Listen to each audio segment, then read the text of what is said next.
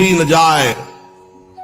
हरि का अपमान कर दोगे सह जाएंगे, कैसे भी वो बड़े कृपालु हैं, अनंत माताओं का प्यार रखते हैं, चल उद्दंडता कर ले।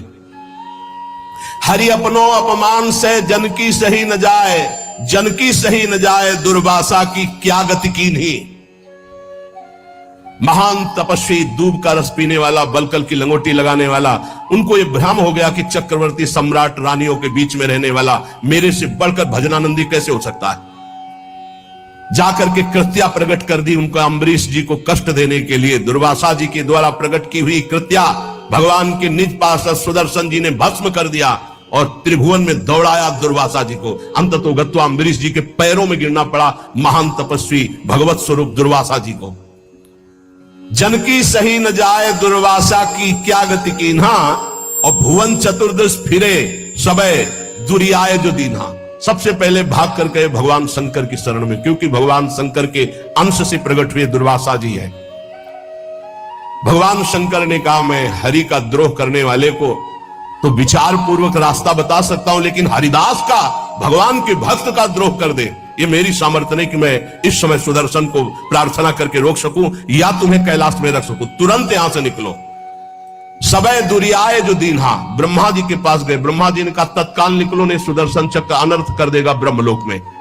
हरि के पास गए और कहा आपका एक व्रत है कि मेरी शरण में चाहे जितना बड़ा अपराधी आ जाए मैं कभी त्यागता नहीं हूं। तो भगवान ने कहा अपराधी कितना भी बड़ा चराचर जगत का हो मैं उसे शरण दे सकता हूं, लेकिन मेरे भक्त का अपराधी, उसके लिए कोई गुंजाइश नहीं। अब ये सुदर्शन मेरी आज्ञा में नहीं है।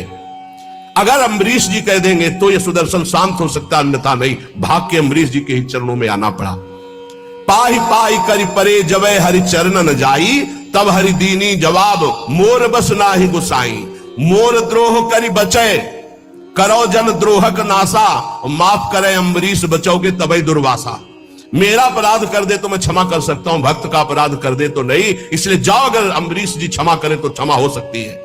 तो पलटू द्रोही संत कर तिन्हे सुदर्शन खाए, हरि अपनो अपमान से जन की सही न जाए।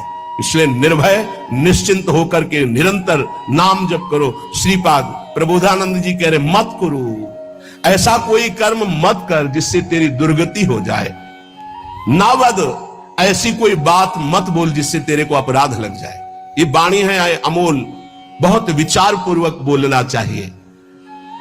विस्मराशेष दृश्यम, भगवत प्राप्ति का स्वरूप है कि संसार और शरीर